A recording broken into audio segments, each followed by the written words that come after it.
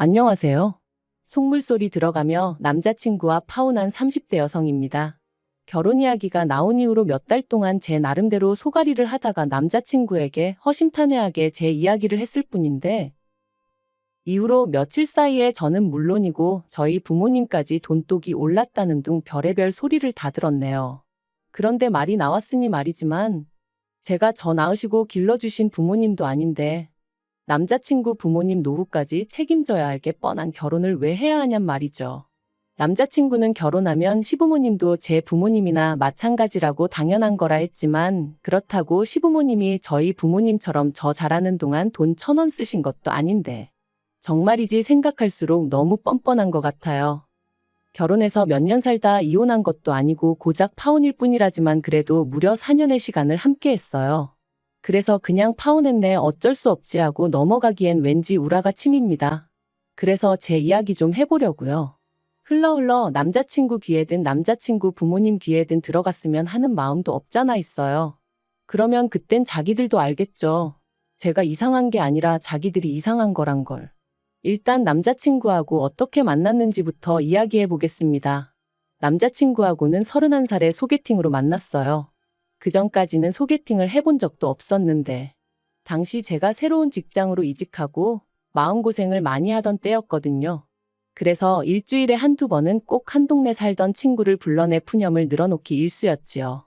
사실 그때는 제가 워낙 저 힘든 것만 생각하다 보니 그러는 제 꼬리 친구에게 얼마나 부담스럽고 한심하게 보일지 미처 생각도 못했네요. 아무튼 친구가 보기엔 그런 제가 하다못해 연애라도 하면 좀 나아질까 싶었던 모양이에요. 하루는 자기가 소개팅을 해주겠다며 만나보라고 어찌나 성하던지. 그래서 자의반 타의반으로 나가게 됐어요. 그런데 여담이지만 조금 황당했던 건 전 친구가 하도 괜찮은 사람이라며 만나보라길래 친구랑 꽤나 가까운 사이인 줄로만 알았거든요. 하지만 알고 보니 친구가 직접적으로 아는 사이도 아니고 친구 언니의 친구의 오빠라나요? 친구 말로는 조금이라도 더 좋은 사람을 소개해주고 싶어서 자기가 수소문을 한 거였다대요. 하지만 어찌됐건 간에 그렇게 만난 남자친구랑 저는 처음부터 잘 맞았어요. 당시 저는 거북이를 한 마리 키우고 있었는데 남자친구가 거북이에 대해서 어찌나 해박한 지식을 뽐내던지. 사실 거북이에 대해서 아는 사람은 흔치 않거든요. 아무튼 그리고 이 밖에도 서로 관심사라던가 취미가 비슷해서 만난 지 3시간이 넘어가도록 대화가 끊어지질 않았습니다. 그래서 이 사람이 어쩌면 내 반쪽인가? 말은 안 했지만 첫 만남부터 혼자 온갖 상상을 다 했다니까요. 아무튼 이후로 저희는 몇 번의 만남을 더 가졌고 자연스레 연인 사이로 발전했습니다. 처음부터 결혼까지 생각한 만남은 아니었어도 시간이 흐를수록 결혼을 하게 되면 이 사람이랑 하는 게 시기적으로나 여러 가지 면에서 맞지 않을까 하는 생각도 하게 되었고요. 그리고 그렇게 만으로 꽉 채운 4년의 시간이 흘러가고 있을 때 남자친구가 먼저 결혼 이야기를 꺼내왔어요. 남자친구는 저보다 4살이 더 많았으니 아무래도 저보다 마음이 급했던 거겠죠. 하지만 저는 남자친구를 좋아하는 마음과는 별개로 결혼을 서두르고 싶은 마음은 없었습니다. 저에게는 결혼과 출산은 뗄래야 뗄 수 없는 것이었기에 결혼을 한다는 건 임신과 출산을 한다는 걸 의미했고 그런 생각을 할 때마다 회사에 돌아왔을 때 내 자리가 있을까 하는 불안감을 떨쳐낼 수가 없었거든요. 하지만 남편은 자기나 저나 1살이라도 젊을 때 결혼해 안정적인 가정을 꾸리는 게 좋다며 애도 너무 늦게 낳으면 애한테나 저희한테나 좋을 게 없다. 이 밖에도 여러 가지 이유로 저를 계속해서 설득하더라고요. 그리고 듣고 있다 보면 솔직히 아주 틀린 말도 아니었죠. 그래서 그래 그럼 하자 그렇게 된 건데. 며칠 뒤 남자친구가 황당한 소리를 하는 거예요. 발단은 제가 우리 결혼에 필요한 예산이라던가 그런 거 계산 좀 해보자고 돈 이야기를 꺼내면서였습니다. 사실 3년을 만났지만 그러는 동안 서로 월급이 얼마나 되는지, 데이트 비용 외 생활비로 얼마 정도 나가고 얼마 정도 모으고 있는지 그런 이야기는 딱히 해본 적이 없었어요. 부모님은 뭐 하시는 분들이신지, 집은 자가인지 전세인지 그런 얘기는 더더욱 해본 적이 없었죠. 애들도 아닌데 그런 이야기도 안 하고 연애를 했냐고 하는 사람들도 있겠지만 저희는 데이트 비용은 물론이고 돈 때문에 서로 얼굴 붉힐 일이 없었어요. 그리고 서로 말은 안 해도 눈에 보이는 게 있잖아요. 입고 다니는 거 하고 다니는 거. 그래서 적어도 저는 남자친구 사정을 제 나름대로 어느 정도 가늠하고 있었거든요. 지금 생각해보면 그것부터가 실수였지만. 아무튼 그 당시에는 제 눈에 보이는 상황만을 너무 믿기도 했고, 한편으론 아무리 남자친구고 여자친구고 해도 굳이 그런 걸 다 알고 알려주고 해야 할 이유가 있을까 싶었네요. 남자친구는 몇 번이나 말하기를 주저하는 눈치였고, 그럴수록 저는 그냥 넘어갈 수가 없었습니다. 그래서 그러지 말고 솔직히 얘기해달라. 나도 오빠가 재벌집 아들이라곤 생각 안 한다면서 웃었죠. 하지만 남자친구의 대답을 듣고 나니 저는 더 이상 웃을 수만은 없었습니다. 알고 보니 주식에 코인까지 하고 있었던 데다가 혼자 살면서 나가는 생활비, 그리고 저한테 말은 못했는데 저랑 연애하는 동안 보이스피싱도 당했었다는 거예요. 그리고는 한참을 쭈뼛거리더니 한다는 소리가 2천만 원 모았답니다. 참고로 당시 남자친구는 직장생활 10년 차였거든요. 그래서 더더욱 생각지 못한 액수의 정말이지. 처음엔 제가 뭘 잘못 들은 줄 알고 제 귀를 의심했다니까요. 그러나 이게 다가 아니었어요. 그나마 그 2천만 원도 통장에 따로 현찰로 딱 있는 게 아니고 혼자 살 집을 구하면서 전세 보증금을 대출을 받았는데 그 대출 중 갚은 돈이 2천만 원이란 소리였거든요. 정말이지 어이가 없고 기도 안 차대요. 오죽하면 저도 모르게 돈을 그거밖에 못 모았는데 프로포즈를 한 거냐 소리가 다 나오더라니까요. 저는 남자친구더러 그러면 결혼한다고 하면 부모님께서 도와주실 생각은 있으신 거냐 물었습니다. 솔직히 2천만 원이 꽤나 충격적이다 보니 말을 조심해서 한다던가 돌려서 말할 여유가 없었어요. 그랬더니 남자친구 말이 그것도 좀 힘들 것 같답니다. 그리고는 하는 얘기가 남자친구가 대학에 들어가고 얼마 지나지 않아 아버님 어머님이 이혼을 하셨는데 이후로 아버님은 옥탑방 하나 구해서 혼자 살고 계시고 어머님은 이모님 댁에 얹혀 살고 계시다고요. 그리고 어머님이 아마 1억 정도 가지고 계실 텐데 자기는 그 돈 달라고는 죽어도 못한답니다. 자기가 그 돈 받으면 어머님한테는 아무것도 남는 게 없다면서. 그리고는 저더러 많이 실망했냐. 자기가 어떻게 쓰면 좋겠냐는데 거기다 대고 무슨 말을 해줘야 할지 모르겠더라고요. 어머님 돈에 손대기 싫은 거야. 이해 못할 건 아니지만 그럼 뭐 결혼은 왜 하자고 한 건가? 솔직히 원망스러운 마음까지 들었거든요. 그리고 저는 고민 끝에 이 이야기를 저희 부모님께 일단 말씀은 드렸습니다. 참고로 저희 집은 아주 대단한 부자는 아니어도 남자친구와 비교하면 비교적 여유 있는 상황이었거든요. 노후 준비도 다 되어 있으셨고요. 그래서 감사하게도 자식인 저는 두 분을 경제적으로 도와드려야 한다 그런 생각은 한 번도 해본 적이 없었어요. 오히려 제가 30 넘어서도 부모님께 종종 도움을 받으면 받았지. 게다가 제가 알기로 제가 결혼한다고만 하면 저희 부모님은 2억 정도는 해주실 생각을 갖고 계셨거든요. 저도 저대로 따로 모아둔 돈도 있었고요. 그래서 결혼을 한다는 건 어디까지나 제 마음에 달린 문제였지 다른 건 크게 신경 쓸 이유가 없을 줄 알았는데. 그리고 아니나 다를까 제 예상대로 남자친구의 사정을 알게 되신 저희 부모님 두 분 다 몹시 언짢아 하셨어요. 화도 많이 내셨고요. 저와 똑같이 준비된 것도 하나도 없이 무슨 프로포즈를 하느냐고 제정신이냐 하시면서 말이죠. 하지만 그래도 부모님은 하지 말라는 말씀보단 저더러 잘 생각하고 후회 없는 결정을 내리라고 얘기해 주셨어요. 만약에 제가 끝까지 이 결혼을 하겠다고 하면 집은 부모님이 해주시겠다고 대신 남자친구한테 하다못해 차 한 대는 어떻게든 해오라고 하라시면서 말이죠. 참고로 차를 해오라고 하신 이유는 저도 잘 모르겠어요. 나름대로 성의를 보고 싶으셨던 건 아닌가 싶기도 하고. 아무튼 이후로 며칠 동안 저는 남자친구의 연락을 피했습니다. 솔직히 만나면 원래 하기로 했던 대로 결혼을 하던지 아니면 헤어지던지 해야 할 것 같았는데 머리로는 헤어지는 게 맞다는 걸 알면서도 차마 입이 떨어지지가 않을 것 같았거든요. 하지만 시간이 흘러도 뭐 하나 해결되는 것도 없었으니 결국 남자친구를 만났습니다. 그리고 남자친구에게 저희 부모님이 하신 말씀을 전했죠. 집 문제는 저희 부모님이 해결해 주실 테니 대신 남자친구한테 차 한 대는 해오라 하셨다고요. 그랬더니 남자친구가 대번에 하는 말이 자기가 전에 말하지 않았냐면서 그럴 돈이 없다는데 왜 차를 사오라 하시냐며 저희 부모님이 자기가 마음에 안 드니 일부러 그러시는 거 아니냐대요. 그래서 제가 나쁘게만 생각하지 말고 최대한 성의를 보이라는 말씀이시겠지 하고 한마디 했어요. 솔직히 2천만 원밖에 없는 게 자랑도 아니고 그렇다고 얼마나 대단한 일을 하느라 돈을 못 모은 것도 아닌데 뭐 그렇게 당당하냐고.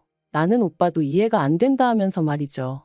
그리고는 이때 결국 그냥 결혼은 없던 일로 하자고 제가 먼저 말을 꺼냈습니다. 저는 사실 남자친구가 차를 해오고 못 해오고를 떠나서 이런 상황 자체를 저한테 좀 미안해했으면 했었거든요. 아니면 알겠다고 어떻게든 한번 해보겠다고 말이라도 그렇게 해주던가.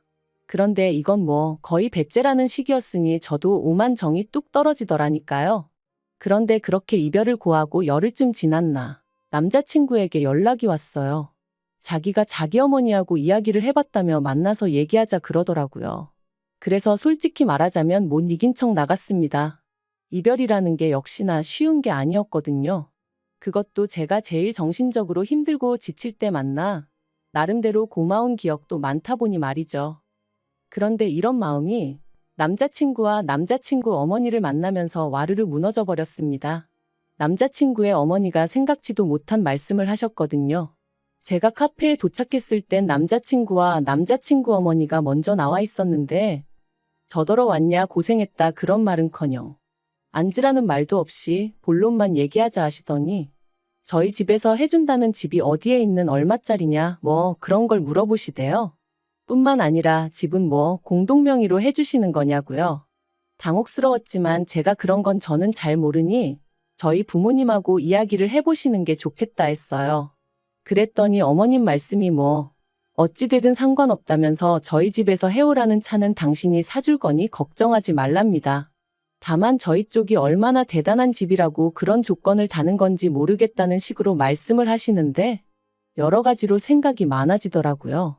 하지만 거기서 끝이 아니었어요. 어머님을 만나 뵌 지 한 일주일쯤 지났을 때였습니다. 그 사이 남자친구도 저희 부모님께 인사를 드렸고 그래서 이제 슬슬 부모님들끼리 만날 일정을 잡으려던 차였죠.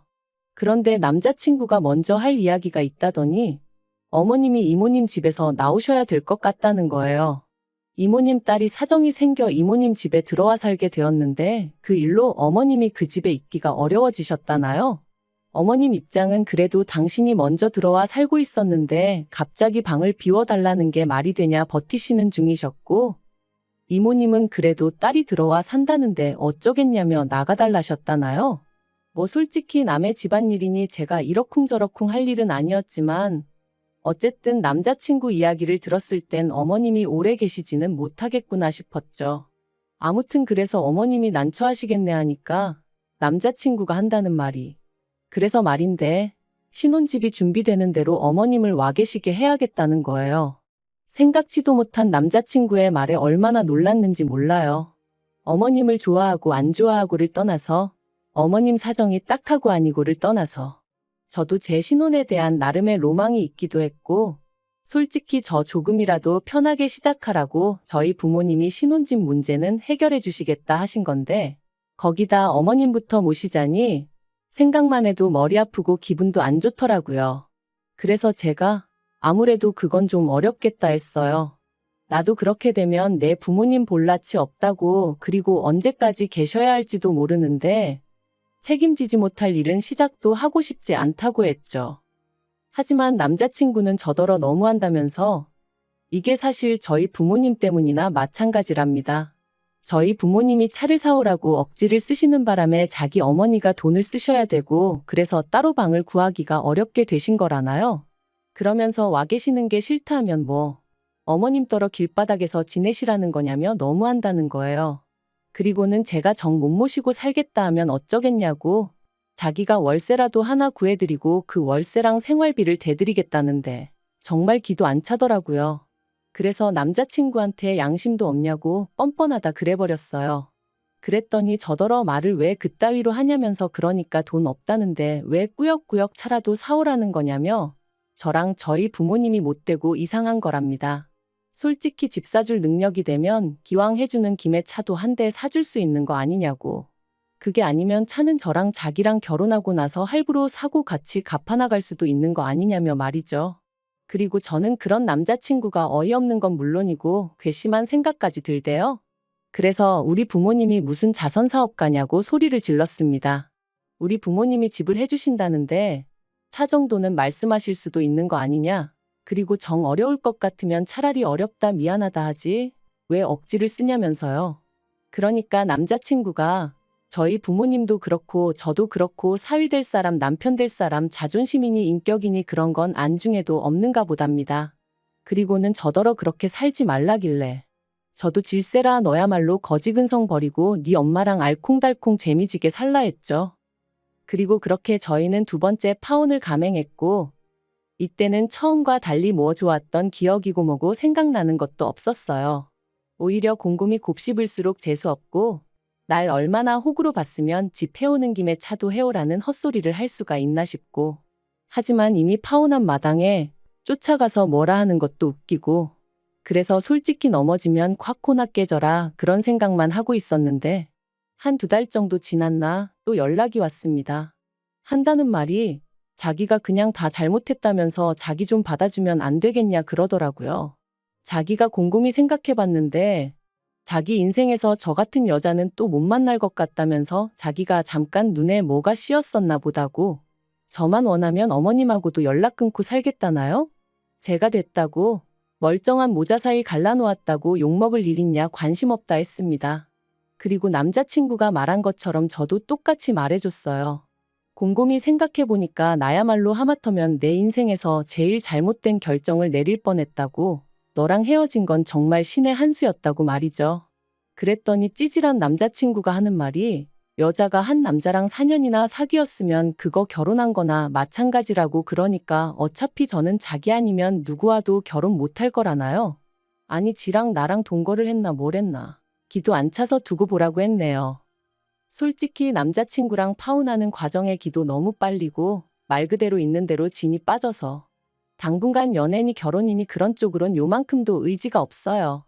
그래도 저 하나 사랑하는 마음은 진짜라 믿었기에 친정부모님한테 그렇게 손까지 벌려가며 어떻게든 한 가정을 이루고 같이 잘 살아보려고 했건만 무능력한 건 둘째치고 욕심만 사나워가지고 손해는 조금도 안 보려고 하고 생각할수록 괘씸할 뿐이네요.